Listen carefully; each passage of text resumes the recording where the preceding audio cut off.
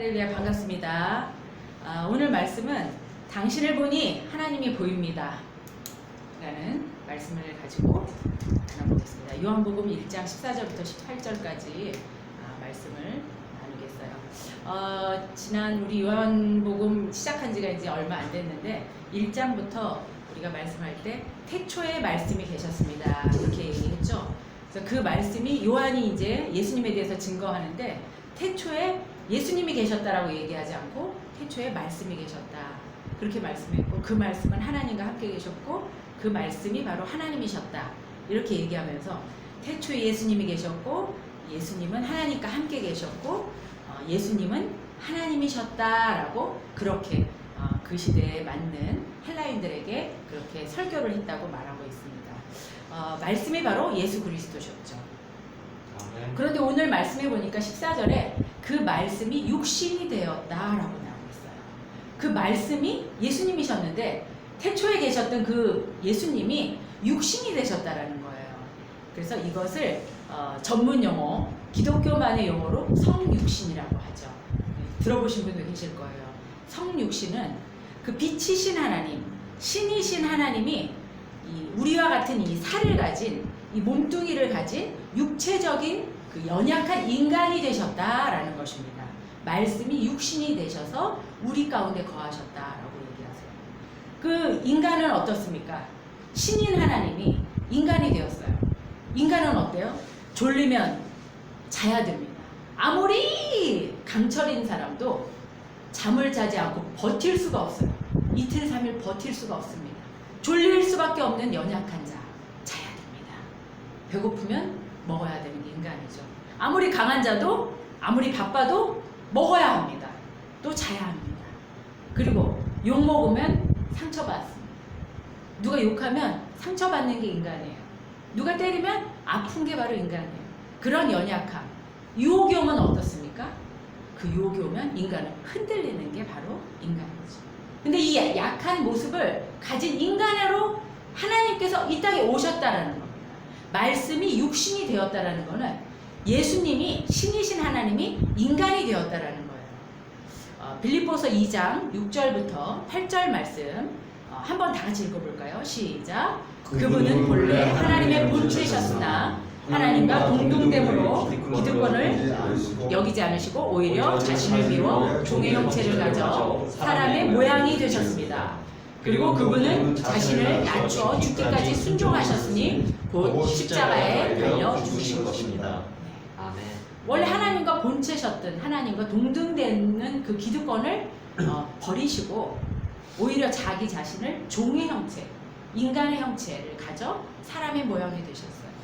그리고 자신을 낮춰서 죽기까지 순종하셔서 십자가에 달려 죽으신 분, 그분이 바로 예수 그리스도라고 얘기하고 있는 거예요. 말씀이 육신이 되어서 십자가에 달려서 죽기까지 순종하신 그분이 바로 하나님이라고 요한은 얘기하고 있습니다. 우리 가운데 계셨다라는 말이 나옵니다. 그 말씀이 육신 되신 분이 어떻게 해요? 우리 가운데 계셨다. 이 거한다라는 드웰트, 살다, 에스케노센이라는 이 말은 명사 천막, 텐트, 우리 알죠? 텐트. 우리 지난번에 정자동 가서 텐트 치고 놀았죠? 스캔에서 유래된 단어라고 합니다. 우리 가운데 계셨다라는 거는 우리 가운데 텐트를 치셨다는 얘기예요. 이게 무슨 말일까요? 출애굽기 40장 34절부터 38절에 보면 하나님께서 당신의 백성 가운데 장막을 치고 사셨다라는 얘기가 나와요. 그게 바로 텐트예요. 그게 무엇이냐? 하나님과 만나는 장소가 바로 회막이었는데 회막, 텐트, 장막 이게 다 같은 뜻이에요. 그런데 출애굽 때는 어땠냐면은 그 모세가 십계명을 받았잖아요. 그래서 하나님의 명령대로 텐트를 만들었어요. 장막을 만들어서 성전을 만들었어요. 그래서 거기다 십계명을 두고 그 다음에 그 등잔대를 만들고 제사 지낼 상을 만들고 이렇게 텐트를 만들었어요. 그래서 하나님께서 그 텐트에서 이스라엘 백성의 지도자들과 만나주셨어요. 모세와 만나주셨어요. 그것이 바로 텐트, 거하셨다라는 뜻이라는 겁니다. 그러면 신약에 와서 우리는 어떨까요? 우리는 지금 텐트가 없잖아요. 어디 있을까요? 고린도전서 3장 16절에 보면 우리 몸이 바로 텐트다. 우리 몸이 바로 성전이다. 이 시대는 교회를 높이 쌓아가고 교회 건물을 크게 하고 있잖아요. 그것이 다 필요 없고 성전이 예수님이 다 부셔버리고 성전을 다 헐리라 말씀하셨어요. 내가 성전을 헐리라 말씀하셨어요. 그리고 우리 자신이 바로 성전이라고 하셨잖아요. 고린도전서 3장 16절 한번 읽어볼까요? 시작. 여러분은 자신이 하나님의 성전인 것과 하나님의 성령께서 여러분 안에 계시는 것을 알지 못합니까? 만일 누구든지 하나님의 성전을 파괴하면 하나님께서 그 사람을 멸하실 것입니다. 이는 하나님의 성전은 거룩하기 때문입니다. 여러분이 바로 하나님의 성전입니다. 여러분이 바로 하나님의 텐트라는 겁니다. 여러분 안에 하나님이 거하신다는 겁니다.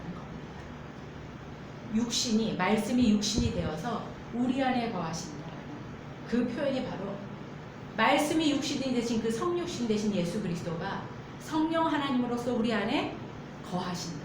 같이 살고 계시다라는 것입니다. 이것이 얼마나 귀한지. 인간에게 가장 위대한 사건이 뭐냐? 하나님이 인간인 우리 안에 거하신다라는 것. 우리와 함께 하신다는 것. 그것과 같이 신기한 일이 없고 그거 같이 우리 인간에게 가장 위대한 일은 없어요. 좋은 집에 산다고 좋은 차를 몰고 다닌다고 위대한 것이 아니고 내 안에 하나님이신 그분이 거하시는 것. 그것이 가장 위대한 일. 우리 인생의 가장 축복된 일이라고 저는 생각합니다. 우리가 바로 하나님의 성전입니다. 한 영혼이 천하보다 귀하다고 얘기하셨어요. 우리 그 영혼, 우리 성전, 그 성전을 파괴하지 않길 바랍니다. 내 몸을 더럽게 하지 말기를 간절히 바랍니다. 거룩하게 잘 관리하시길 바랍니다. 말씀이 육신이 되어서 우리 안에 거할 때 우리가 그때 바로 하나님을 보게 되거든요. 하나님을 만나는 것, 우리는 그분의 영광을 보게 됩니다. 그 텐트를 우리가 말씀이 육신이 된 그 텐트를 내 안에 모실 때 하나님의 영광을 보게 됩니다. 그때 어떤 일이 일어나냐? 은혜와 진리가 충만한 아버지의 독생자의 영광이 우리 안에 있다는 거예요. 하나님이 연약한 우리 안에 거하시는 그 사건, 그거는 어떻게 시작될까요? 어떻게 하면 시작될까요? 영접할 때, 받아들일 때 시작됩니다. 내 고집을 꺾고 내 자존심을 꺾고 영접하는 거예요. 나 자신의 연약함을 인정하고 하나님을, 예수 그리스도를 받아들이는 거예요. 그때 하나님의 영광이 임하는 거예요. 그때 우리는 진리와 은혜가 충만한 자가 된다라고 얘기하고 있습니다. 우리 모두 정결한 삶 되기를 원합니다. 우리 몸이요, 귀한 몸이에요. 나가면은 야탐역에 보면 홈플러스 건물, 메종두 베르 건물 얼마나 크고 화려합니까? 그 다니는 버스와 그 수많은 자동차들이 얼마나 화려합니까? 그 쇼 윈도에 걸려있는 물건들이 얼마나 화려합니까? 인간들은 그것이 귀하다고 생각하죠. 절대 그렇지 않습니다. 우리 한 영혼이 천하보다 귀하다고 하나님께서 분명히 말씀하고 계십니다. 그리고 그 영혼 가운데 거하시길 원하시고 그 안에 텐트를 치시고 우리와 같이 살고 싶어 하시는 그 하나님의 마음이, 그것이 바로 하나님 아버지의 가장 중요한 마음이라는 거예요. 우리를 사랑하시고 내가 너를 버려두지 않겠다. 내가 너와 함께 살고 싶다. 내가 너 안에 텐트를 치고 너와 같이 살고 싶다. 그때 내가 너한테 얼굴을 보여줄 것이고 내가 너를 만나줄 것이고 내가 너에게 은혜를 충만케 부어줄 것이다. 그것이 바로 독생자의 영광이라고 얘기하고 있는 것입니다. 은혜는 무엇인가요? 예수 그리스도의 빛나는 광채입니다. 인간은 은혜를 만들 수가 없어요. 은혜 받으면 기뻐요. 행복해요. 그 은혜는 인간이 만들 수가 없잖아요. 어떻게 만들 수 있냐? 지난주에 우리가 말씀 나눴잖아요. 리플렉스. 하나님의 빛을 반사할 때 예수 그리스도의 성령의 능력을 우리가 반사하고 그 성령의 능력을 받는 것이 바로 은혜라는 거예요. 햇빛을 받는 것이 은혜라는 거예요. 사람이 줄 수 없어요. 그 햇빛을 받으면 인간이 어떻게 해요? 빛에는 생명이 있잖아요. 이 이파리들 이거 가짜잖아요. 이거 이파리 가짜고 이것도 이파리 가짜입니다. 그런데 햇빛을 받으면 생기가 불어나요. 제가 어제 김철원 원사님이랑 어디 갔다가 오면서 들꽃을, 야생꽃을 꺾어왔어요. 근데 자동차 안에다 뒀더니 꽃이 시들시들해져가지고 완전히 이렇게 V자로 그냥 구부러졌어요. 근데 그 꽃들이요, 이 꽃몽오리들이 어떻게 되는 줄 아세요? 완전히 이렇게 닫혀있어요. 꽃이 이렇게 활짝 펴야 되는데 꽃몽오리들이 이렇게 닫혀있고 V자로 구부러져 있어요. 생명이 있기 때문에 살려고 그러는 거예요. 근데 물에다가, 시원한 물에다가 꽂잖아요? 그럼 좀 있다가 점점 줄기들이 힘을 받고 살아나더니 나중에 꽃이, 이 오므러들었던 꽃잎을 이렇게 활짝 열더라고요. 생명이 있기 때문에. 생명이 있기 때문에. 예수 그리스도는 우리에게 그런 생명을 주는 분이십니다. 그 생명을 우리가 받으면 세상이 줄 수 없는 기쁨, 감사, 찬양, 진정한 행복, 그것이 우리 안에 가득하게 됩니다. 진리가 충만하게 됩니다. 진리는 무엇이 진리인가요? 20대 때 추구했던 그것이 60대에도 변함없이 추구하는 것이 진리가 아닐까요? 50대 때는 이것이 가장 중요해. 근데 70대가 되면 중요하지 않아. 그거는 진리가 아닙니다. 우리가 다 추구하는 돈. 이 세상은 돈 천국이잖아요. 그 방송에서 촬영을 했어요. 돈이 인간에게 정말 행복을 줄까? 고시생 법대에 나와가지고 삼수까지 한 고시생한테 물어봤어요. 돈을 많이 벌고 성공하는 것이 자기 인생의 목표라고 얘기해요. 그게 자기 인생의 진리라고 얘기해요. 조사를 했더니 인간이 돈이 400만 원이 피크예요. 400만 원 정도가 없는 사람은 돈이 인생의 목표고 그것만 있으면 행복할 것 같아요. 근데 400만 원 정도가 지나가잖아요. 그럼 그 다음에 멈추는 거예요. 행복하지 않아요. 돈 400이 이상이 되면 그 다음부터는 행복의 조건이 돈이 아니라는 게 판단이 된다는 거예요. 돈은 우리 인생의 진리가 아닙니다, 여러분. 진정한 진리는 변치 않는 게 진리 아닐까요? 진정한 평안을 주고 진정한 안식을 주고 내가 눈 감고 죽기 전에 내 운명 다해서 죽기 전에 유대인들이 학살당해서 아우슈비츠에 그 감금돼가지고 죽기 전에 이번에 광주에서 버스 그 뭐였죠? 무슨 붕괴가 됐었잖아요. 건물 붕괴돼서 죽기 전에 마지막 남긴 말들이 무언가요? 돈인가요? 내가 해야 될 프로젝트인가요? 내가 해야 될 어떤 일인가요? 아니요. 그런 것들이 하나도 쓸모가 없어요. 그것은 진리가 아닙니다. 우리에게 참 평안을 주고 내가 눈 감아서 죽기 전에 내가 죽은 후에 갈 그 하나님, 진리 되신 하나님, 나에게 참된 자유와 평안을 주는 하나님. 불교는 무에서 무로 끝나는 게 인간이라고 합니다. 유에서 죽음이란 무엇이냐? 유에서 이렇게 살아있는 뭔가 있었던 이 육체가 죽은 다음에 무로 가는 게 불교에서는 죽음이라고 얘기해요. 그렇지만 기독교는 유에서 유에 더 좋은 천국이 있다고 얘기하는 것이 바로 기독교의 가치관이지 않습니까? 독생자의 영광이 우리 안에 은혜와 진리로 충만하게 되었다. 빛이 우리 안에 거할 때 우리는 어떤 일이 일어날까요? 싸나울 필요 없어요, 여러분. 두려워할 필요 없게 됩니다. 은혜가 충만하면 굳이 싸납게 덤비고 싸울 필요가 없어요. 굳이 억울해서 죽을 것 같이 통곡할 일이 없습니다. 은혜와 진리가 우리 안에 텐트 치고 같이 살기를 원하시는 그 하나님으로 인해서 충만하시기를 간절히 원합니다. 네. 성령님의 빛나는 광채로 우리 안이 충만해지기를 간절히 축원합니다. 네. 그렇게 되시길 바랍니다. 그때 우리 안에 진짜 은혜와 진리가 충만하고 우리 이 세상에 가장 소중한 것을 붙들고 살아갈 수 있는 자들이 다 될 줄 믿습니다. 15절 요한은 그분에 대해 증거해 외쳤습니다. 내가 전에 내 뒤에 오시는 그분이 나보다 앞선 것은 나보다 먼저 계셨기 때문이다 라고 말했는데 바로 이분이 그분이십니다. 이 세례 요한은 예수님이 아니고 빛이 아니고 그분에 대해서 증거하러 온 자라고 얘기했죠. 나는 빛이 아니잖아요. 나는 예수님의 빛을 반사하는 자고 하나님의 빛을 반사하는 반사체지 발광체가 아니라고 지난번에 우리 말씀 나눴죠. 오직 태양만이 발광체지 인간은 의로운 사람이 하나도 없다고 말씀드렸습니다. 어떤 의로운 판사, 올고든 판사, 나 이만큼도 티끌만큼도 죄 안 짓고 산다는 그 사람도 의롭지 않다라는 거예요. 아멘.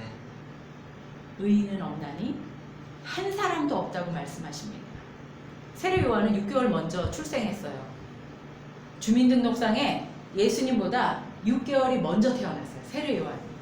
근데 세례 요한이 뭐라고 얘기해요? 나보다 앞선 것은 나보다 그분이 먼저 계셨기 때문에 내가 출생을 먼저 했지만 그분은 나보다 앞선 분이다. 왜? 그분은 창조주잖아요. 창세 때 태초부터 계신 분이니까 나보다 앞선 분이죠. 호적은 나보다 늦잖아요. 나보다 늦어요. 내 동생이에요. 나보다 6개 태어난 후배예요. 그렇지만 요한보다 앞섰다라고 요한은 얘기하고 있는 것입니다. 16절 그분의 충만함으로부터 우리 모두는 분에 넘치는 은혜를 받았습니다. 분에 넘치는 은혜를 주시는 분이라고 얘기하고 있어요. 하나님은 은혜를 주시는데요. 조금 주지 않으신다는 거예요. 넘치게 충만하게 주신다고 얘기하고 있어요. 하나님의 은혜는 쪼잔하지 않아요. 치사하지 않아요. 우리가 만족할 만큼 우리가 행복할 만큼 넘치게 넘치게 주시는 것이 바로 하나님의 은혜라는 거예요. 그래서 어떤 고백을 합니까? 하나님 내 잔이 넘칩니다. 다윗은 이렇게 고백했어요. 하나님 그 은혜를 받고 보니 내 잔이 넘칩니다. 충만합니다. 라고 얘기하고 있어요. 우리가 은혜 받으면 어떻습니까? 하나님 한 분으로 만족합니다. 하나님 한 분으로 만족합니다. 이것이 바로 은혜 받은 자의 고백이 되는 것입니다. 옛날에 물지개를 지고 다녔죠. 기억나세요, 김 선생님? 그 어깨에 이렇게 물 양동이 이렇게 어깨에 매가지고 양동이 옛날에는 수도가 안 되니까 물지개 지고 다녔어요. 그러면 그 물지개를 지고 다니는 사람들이 밟는 길은 하나도 흙인데 물지개에서 흐르는 물이 있는 곳을 지나다니는 그 양쪽 길은 꽃들이 살아있는 거예요. 왜 그렇죠? 물이 흘러서 넘치는 곳에 꽃들이 살아나는 거예요. 풀들이 살아나는 거예요. 물이 넘치면 생명이 깨어납니다. 말랐던 식물들이 살아나요. 손이 큰 사람 있고 잘 베푸는 사람 있고 어떤 사람은 남의 덕으로만 얻어먹고 살려는 사람도 있어요. 어떤 사람은 베푸는 걸 좋아하는 사람이 있고 어떤 사람은 그 베푸는 데서 얻어먹으면서 살아가려는 사람도 있어요. 메이저리그에서 명성을 떨쳤던 미국의 야구 선수 혹시 아시나요? 팀 버크라고 들어보셨나요? 야구 선수인데 34살 젊은 나이에 은퇴를 해서 아주 화제가 됐습니다. 은퇴한 이유가 뭐냐면 자신들의 아이들을 돌보기 위해서라는 거예요. 그래서 사람들이 그 아이들이 도대체 누군가 관심을 가져봤더니 5명의 아이들이 있는데 다 하나같이 장애 아들이라. 어떤 애는 한국에서 이제 태어난 아이인데 심장에 구멍이 뚫려 있는 아이. 어떤 애는 갑상선으로 정신질환이 있는 아이. 어떤 애는 태어날 때부터 오른손이 없는, 오른팔이 아예 없는 장애 아이. 그리고 심장 발작으로 수없이 발작을 일으키는 간질 환자 아이. 그리고 어떤 애는 길가에 버려진 그 족부장애라는 게 있대요. 족부장애. 또 구순구개열, 입술이 이렇게 이상하게 된 이런 아이들 5명을 입양을 한 아이들이 바로 그 아이들이었다. 근데 34살이면 한 달에 연봉이 20억이었대요. 연봉 20억을 벌 수 있는 그거를 다 포기했어요. 왜? 어떤 날 그 어떤 장애 아이가 심장 수술을 했는데 LA에서 대회가 있으니까 경기가 있으니까 출전해서 비행기 타고 오라는 거예요. 근데 이 선수가 내가 있어야 될 곳 자기 아이와 자기 아내를 보면서 내가 돈 20억을 벌기 위해서 이거보다 내가 이 사람들을 위해서 내가 은퇴를 해야 되겠다. 내 가정을 잘 돌보고 싶다. 그래서 은퇴를 한 거예요. 근데 이 사람은 연봉 20억만 포기한 것이 아니고 1년만 했겠어요. 어마어마한 그 모든 돈을 다 포기하고 그렇게 헌신을 할 수 있었습니다. 버려진 아이들을 위해서. 가능할까요? 손이 큰 사람들 많잖아요. 근데 이 사람처럼 정말 손이 큰 사람은 없다라는 생각이 들어요. 왜 크리스마스 되면은 동사무소에 무명으로 돈을 기탁하는 사람들 있잖아요. 몇 천만 원씩 어려운 사람들을 써달라 그런 사람들 있어요. 제가 아는 그 강남의 세상의 빛교회 이종필 목사님 제가 존경하는데 얼마 전에 애기 요만한 애들 입양을 했어요. 애들은 다 자기 애들은 다 3명인데 다 키웠고 근데 그 입양한 아이에게 뭐라고 하냐면 가족을 주고 싶다라는 거예요. 가족을 주고 싶어서 이 아이에게 입양을 했다. 그래서 그 아이에게 아이가 어디를 낯선 곳을 못 간대요. 버려질까봐. 자기가 혹시 부모한테 버린다고 할까봐 그런다고. 그런데 이 목사님이 그 아이한테 그거를 회복시켜주기 위해서 어부발을 하고 낯선 곳을 계속 다니는 거예요. 손을 잡고 저기 2시간 거리까지 갔다가 오면서 괜찮아. 낯선 곳에 가도 너는 괜찮아. 너 버려지지 않아. 이 확신을 주기 위해서 그 일을 하고 계시다고 하더라고요. 넘치는 자에게, 넘치는 자 주변에 살아나는 역사. 하나님의 은혜가 우리에게 가득하면 넘치는 자가 된다는 거예요. 부족한 자가 아니고 넘치는 자. 제가 예전에는 제 인생밖에 몰랐어요. 왜냐면 제 삶이 너무너무 힘들었기 때문에 일주일에 돈 10,000원 가지고 살아야 됐기 때문에 우유 살 돈이 없고 애들을 두부를 먹이고 계란을 먹여야 되는데 그 돈이 없어서 눈물을 흘리는 그 시절이 있었어요. 그런데 그때는요 다른 사람 돌볼 여력이 없어요. 왜냐 내 삶이 너무너무 힘들고 급박한데 다른 사람, 노숙자, 가난한 사람 하나도 눈에 안 들어와요. 하나님의 은혜로 우리가 성장하고 성숙하면 다른 사람이 눈에 들어온다는 거예요. 베푸는 자가 된다는 겁니다. 사탄이 전략이 있어요. 마귀의 전략이 있습니다. 무엇이냐? 욕심을 부리게 하는 거예요. 끝이 없이 욕심을 부리게 하는 거예요. 끝이 없이 욕심. 채워지나요? 채워지지 않는 게 욕심입니다. 그리고 인색하게 만들어요. 끝이 없이 인색하게 만들어요. 이기주의, 또 미워하게 만들고 자존심 상하게 만들고 무시당한 느낌으로 자존심 상하게 만들고 이것이 바로 사탄이 우리에게 거는 그런 기대입니다. 사탄을 이길 힘 반대로 하는 것이라고 우리 그때 공부했었죠. 욕심을 이기려고 하면 나눠줘야 돼. 미워함을 이기려고 하면 사랑해. 거꾸로 하면 사탄이 이를 이길 수 있다는 거예요. 그러기 위해서 우리는 채워져야 합니다. 하나님 은혜로 채워져야 합니다. 하나님의 태양빛으로 반사되어서 우리 안에 충만하게 되어야 합니다. 하나님은 절대 원하는 걸 주지 않았어요. 제가 너무 힘들 때 NC백화점 에스컬레이터를 타고 어디 올라가서 뭘 살 일이 있어서 갔던 것 같아요. 지하에 뭐 진짜 다이소에서 파는 뭐 몇천 원짜리 이런 거를 사려고 가다가 어떻게 에스컬레이터 타고 올라가는데 그 화려한 그 백화점 그 매장이 쫙 보이는데 어마어마한 것들이 다 있는데 눈물이 막 뚝뚝뚝뚝뚝 떨어졌어요. 아무것도 거기서 제가 살 수 있는 게 없잖아요. 눈물이 막 앞을 가리더라고요. 하나님 제 인생 이렇게 비참할 수가 없네요. 하나님 저 많은 좋은 것 중에 제 돈으로 살 수 있는 게 하나도 없네요. 주님 저는 너무 비참합니다. 그렇게 눈물을 흘렸었어요. 그런데 하나님은 제가 원하는 걸 주지 않으세요. 제가 필요한 것 지하에 가서 2,000원짜리 국자 하나 그건 살 돈을 주셨잖아요. 어린아이가 칼을 원한다고 부모가 칼을 주나요? 주지 않습니다. 돈을 많이 주어서 되는 사람이 있고 돈을 주면 안 되는 사람이 있는데 돈 때문에 불행해지는데 돈을 주면 되나요? 절대 안 주십니다. 꼭 필요한 거를 주십니다. 제가 이번 주에 우리 김천호 원사님하고 대화하다가 만약에 우리 인생에 하나님께서 우리 김천호 원사님이 사기당하고 힘들지 않아갖고 다달이 월급을 꼬박꼬박 받아서 저희 친구들 그렇게 사는 주변에 친구들이 많잖아요. 그럼 행복했을까? 라고 우리가 한번 생각을 해봤거든요. 근데 다 딴짓했을 것 같아요. 저도 보통 여자가 아니잖아요. 딴짓했을 것 같고 우리 김철아 원사님 절대 저를 높이 보지 않았어요. 저 같은 여자는 그냥 다 하잘것 없는 여자로 생각했을 것 같아요. 저도 또한 가정을 지키지 않았을 것 같은 생각이 들어요. 남편이 저한테 결핍을 채워주지 않는데 제가 다른 데 가서 결핍을 찾으려고 찾아 헤맸을 것 같아요. 그런데 하나님께서 우리한테 돈을 주지 않으셨어요. 필요하지 않으셔서. 하나님이 능력이 없어서 손이 짧아서 안 주신 게 아니고 우리가 필요하지 않기 때문이에요. 원한다고 주지 않으세요. 그렇지만 하나님께서 꼭 필요하시면 주십니다.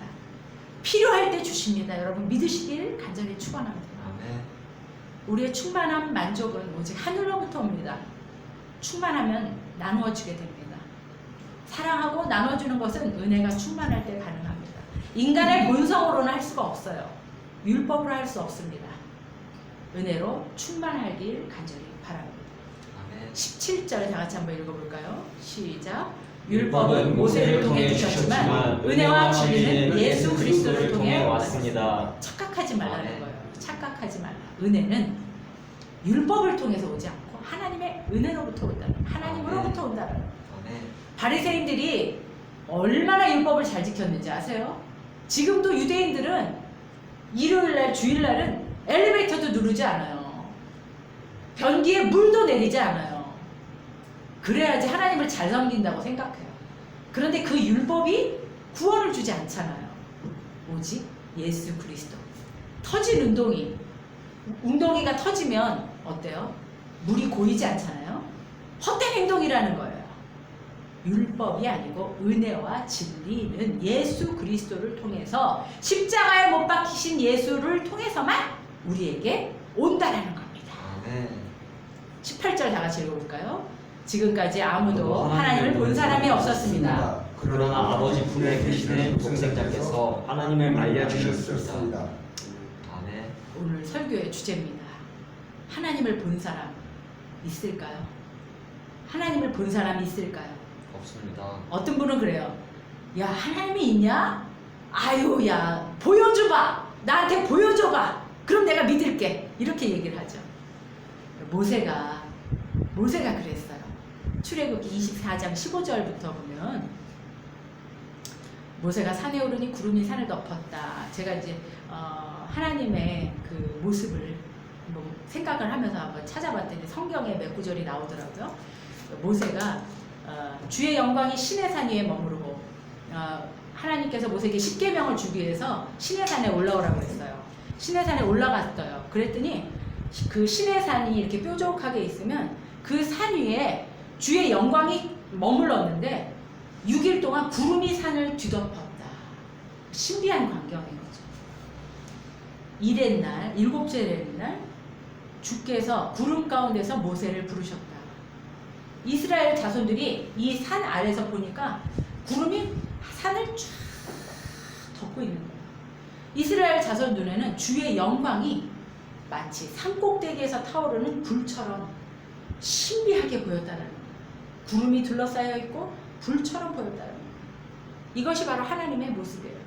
출애굽기 33장 20절에 보면 모세가 하나님한테 얘기해요. 하나님, 저 너무 힘들어요. 이스라엘 백성들이 제 말을 듣지 않고 제가 말하는 족족 분노하고 화살하고 데모하고 격동합니다. 저 자신이 없어요. 하나님, 정말 하나님 살아계십니까? 저한테 말씀하신 제 귀에 들린 이 음성이 정말 맞습니까? 저를 보여주세요. 저에게 하나님을 보여주시면 제가 이 이스라엘 백성들 갈 힘이 생길 것 같아요. 그렇게 얘기했어요. 하나님이 뭐라고 그러셨어요? 내가 너에게 나의 얼굴은 보이지 않겠다. 나를 본 사람은 아무도 살 수가 없기 때문이다. 나의 영광이 지나갈 때 그 대신 내가 너를 바위 틈에 집어넣고 내가 다 지나갈 때까지 너를 나의 손바닥으로 가려주겠다. 그 뒤에 내가 나의 손바닥을 거두겠다. 이렇게 말씀하고 있어요. 그렇게 네가 원해서 내가 보여주고 싶지만 나는 인간이 보면 안 돼. 나를 본 사람은 아무도 살 수가 없기 때문이야. 너 죽기 때문이야. 그 대신 나의 영광이 지나갈 때 한번 보여주겠는데 어떡하냐? 내가 영광으로 지나갈 건데 내가 너를 바위 틈에다가 숨겨둘 것이야. 그리고 나의 손바닥으로 덮어줄 것이야. 그리고 내가 영광이 지나가고 난 다음에 네가 나의 등은 볼 수 있을 것이야. 이렇게 얘기하고 있습니다. 나는 이 장면을 이 찬양이 있어요. 제가 예전에 성가대 지휘할 때 여기에 맞는 찬양곡이 있어요. 너무 은혜스러워요, 그 찬양곡이. 그래서 이 가사 내용을 제가 대원들하고 같이 나눈 적이 있는데, 하나님께서 우리를 그렇게 사랑하시는 거예요. 하나님은 그렇게 살아계신 분이고 그렇게 위대한 영광을 갖고 계신 분이고, 아멘. 우리를 보여주기 원하시지만 우리를 살피시기 원해서 손으로 덮어주시는 거예요. 보호해주시는 거예요. 손으로 덮어서 네가 죽지 않도록, 그렇지만 내가 너에게 나를 보여주겠다 라고 말씀하시는 그런 장면입니다. 아버지 품에 계시는 독생자께서 하나님을 알려주셨어요. 우리에게 그리스도를 본 자는 없습니다. 그렇지만 뭐라 그러냐, 아버지 품에 계시는 독생자께서 하나님을 보여주셨다는 겁니다. 그리스도를 본 자는 하나님을 본 자라고 얘기하고 있어요. 그리스도가 하나님의 현존을 느끼게 해준다고 얘기해요. 그러면 우리가 살고 있는 야탐역에서 하나님을 보여주는 우리는 어떻게 해야 될까요? 예수 그리스도를 본 자가 하나님을 본 자예요. 하나님은 볼 수가 없는 분이세요. 그렇다면 어떻게 우리가 하나님을 보여줄 수가 있을까요? 바로 우리의 삶으로 보여줄 수가 있습니다. 어떤 사람에게는 죽음의 냄새가 나요. 어떤 사람에게는 악취가 납니다. 어떤 사람에게는 생명의 향기가 납니다. 향기로운 냄새가 나는 사람이 있습니다. 고린도후서 2장 15절 한번 다 같이 읽어보겠습니다. 없나요? 우리는 구원받는 사람들에게나 멸망받는 사람들에게나 하나님 앞에서 그리스도의 향기입니다. 그러나 어떤 사람들에게는 죽음에 이르게 하는 죽음의 냄새나 어떤 사람들에게는 생명에 이르게 하는 생명의 냄새가 납니다. 누가 이런 일을 감당할 수 있겠습니까? 사도 바울이 얘기하고 있어요. 아멘. 구원받은 사람들에게는 어떤 것이 나타나냐면 생명의 냄새가 난다는 거예요. 멸망받는 사람들에게는 멸망의 냄새가 난다고 얘기했어요. 하나님을 믿는 사람에게는 왠지 모를 향기가 납니다. 예전에 제가 오늘 김천화 원사님 말을 많이 해서 죄송한데, 김천화 원사님 저보고 뭐라 그랬냐면, 야, 너를 보니까 정말 교회 다니고 싶지 않다. 너를 보면 내가 하나님이 없는 것 같아. 이렇게 말씀하신 적이 있으세요. 근데 요즘에는 안 그러세요. 감사하게도 제가 참 많이 노력했는데도 그리스도의 향기가 나기가 참 쉽진 않았던 것 같아요. 여러분 혹시 그런 사람 있으세요? 저 사람을 보면 내 하나님은 안 보이는데 저 사람 보면 내가 하나님 있는 것 같아.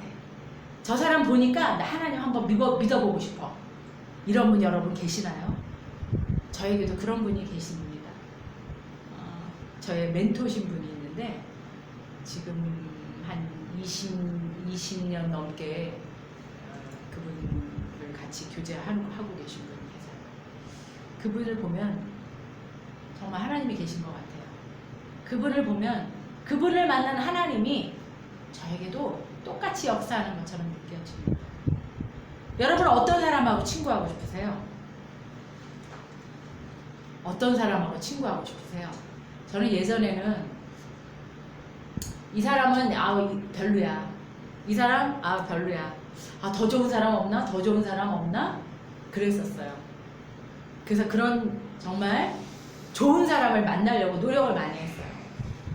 그런데 제가 이제 나이가 50대 중반이 됐거든요. 이제 생각나는 게 뭐냐면 그런 사람은 이 세상에 없구나. 요즘에 그걸 느껴요. 그런 사람은 없어요. 만족을 주는 사람이 없더라고요. 내가 생각하는 그런 이상적인 그런 좋은 친구? 그런 사람하고 친구하고 싶어서 그런 사람을 찾았는데 없더라고요. 내가 꿈꾸는 그런 사람은 오히려 그 사람에게 내가 그런 사람은 될 수 있다는 생각이 들었어요. 내가 성장하면 그 사람에게, 상대방에게 내가 그런 사람은 되어줄 수 있겠구나. 그런 사람이 되어줬어요. 날 이해해주고 날 받아주고 나를 사랑해주고 나를 격려해주고 나를 보호해주고 나를 위로해주는 그런 사람, 이 세상에 없더라고요. 그런 사람은 없습니다. 그런데 세상에는 그런 사람이 필요해요.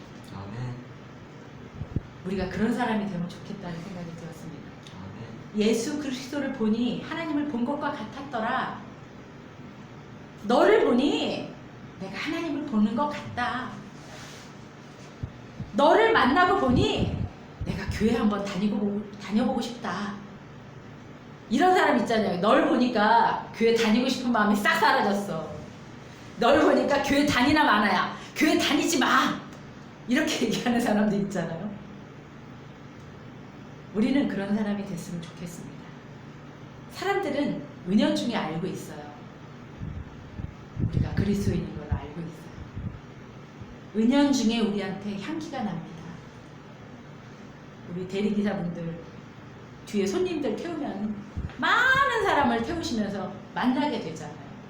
많은 사람, 정말 택시기사분들처럼 많은 사람을 만나는 직업이 있을까요? 하루에도 얼마나 많은 사람들을 만나잖아요. 이 세상에 아무도 하나님을 본 사람은 없지만 예수님을 통해서 하나님을 우리가 알게 되었습니다. 그 사람들에게서 어떤 향기가 납니까? 정리하겠습니다. 여러분 안에 계신 하나님을 찬양하시길 바랍니다. 아멘. 분에 넘치는 은혜가 충만하시길 간절히 축원합니다. 아멘.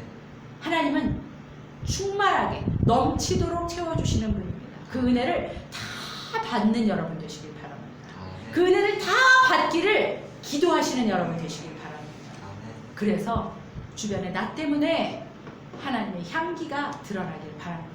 나 때문에 가는 곳곳마다 악취가 나는 사람이 아니고 나 때문에 하나님의 향기가 나는 달콤한 향기, 부드러운 향기, 사랑의 향기, 그런 사람들이 다 되시길 예수의 이름으로 축원합니다. 아멘. 기도하시겠습니다.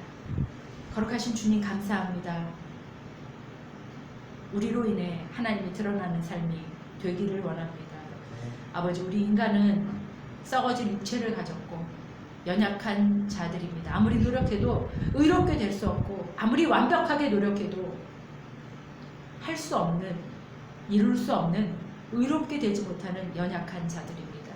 주님, 저희들을 위하여 이 땅에 육체의 옷을 입고 말씀이 육신이 되어 이 땅에 오셔서 독생자의 영광을 보여주신 주님을 찬양합니다. 우리에게 충만하게 그 은혜를 채워주실 주님을 기억합니다. 우리에게 은혜 베풀어 주셔서 주로 인해 사는 자들이 다 되게 하여 주시옵소서. 예수로 인해 사는 자들이 다 되게 하여 주시옵소서. 나는 죽고 예수로 사는 자들, 나는 죽고 예수의 향기로 사는 자들이 다 되게 하여 주시옵소서. 우리가 사는 것은 발광체가 아니고 우리는 반사체로 사는 존재들입니다. 오로지 하나님의 발광체, 빛 대신 그분의 빛으로만 우리가 반사할 수 있는 존재들이오니 하나님의 은혜로 충만케 채워 주시옵소서. 충만케 채워 주시옵소서. 지금은 우리를 위해 피 흘려 주신 예수 그리스도의 은혜와 하나님의 사랑하심과 우리에게 성령으로 역사하시는 성령님 하나님의 역사하심이 발광체로 사는 것이 아니고 의로운 존재로 사는 것이 아니고 하나님의 은혜로 말미암아 충만케 되어서 그 빛을 반사하는 삶으로 너를 보니 하나님을 믿을 만하다, 너를 보니 하나님이 계시다라고 말할 수 있는 아름다운 존재로 그리스도의 향기로 살아가길 원하는 각 사람 머리머리 위에 지금부터 영원토록 함께 계실지어다. 아멘. 감사합니다. 감사합니다. 잠시 기도하는 시간을 갖겠습니다.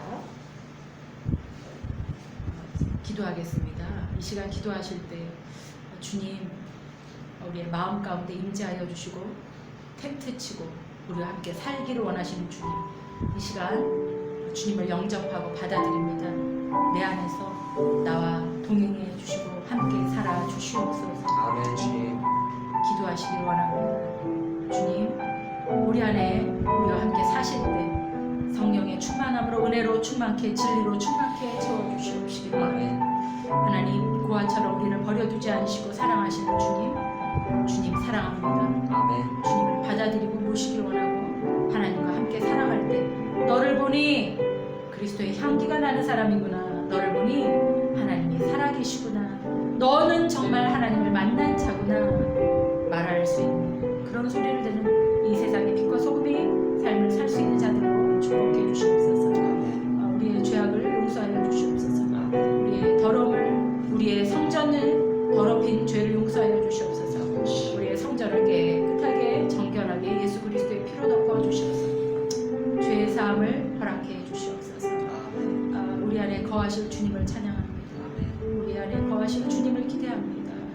이 시간 우리의 마음을 활짝 여니 우리 안에 임재하시고 다스려 주시옵소서. 다 같이 입술 벌려서 기도하는 시간 갖겠습니다. 주님 축복하여 주시옵소서.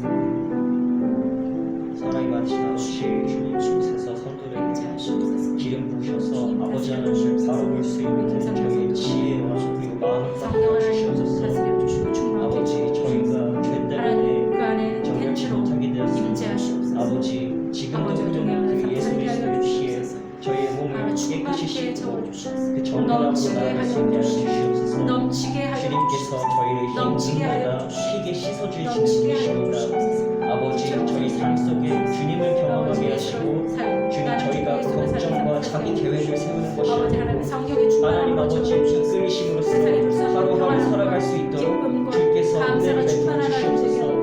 오직 주의 마지막 은혜로 날까지 오직 주의 영광으로만 저희가 살기에 주님 저희가 그 잔이 넘쳐 흘러서 저희와 그리고 저희 가족들 이웃들에게 빛과 소금으로 될 수 있게 주께서 그 은혜를 주시옵소서. 아버지 저희의 온 마음과 온 영혼을 주님께 드리오니 아버지 저희를 주의 은자를 내어주시리오니 아버지께서 앉으셔서 통치하시고 주님 저희 마음 가운데 성막으로서 거하여 주시옵소서. 저희가 피할 그 것이 삶의 모든 주님의 어렵고 경륜입니다. 난관과 아버지 해야 될 모든 모든 것들이 성도들에게 하나님의 은혜로 말미암아 힘과 용기를 주어서 아버지 그를 행복하게 경험하는 하시고 삶이 되게 세상이 주께서 주시는 아버지 하나님 주시는 주시옵소서. 세상이 줄 수 없는 주님 평안으로 죄악이 그를 그것을 위로하시고 바라보지 못하게 다가가 주시고 하시며 안수하여 아버지 주시고 사탄의 머리부터 역사가 발끝까지 제한되고 아버지 주님의 행복으로 가득 역사를 찬 삶 그곳에 평안한 삶으로 주시옵소서. 바꾸어 주시옵소서. 아버지 저희 매일의 아, 주님, 호흡이 주님께로부터 아버지 허락됨을 알게 하시고 아버지 저희의 발길에 등불이 되어 주시옵소서. 아버지 그의 삶의 곤고함과 고단함을 아시는 주님께서 아버지 그의 모든 무거운 짐을 아버지 하나님 제해 주시고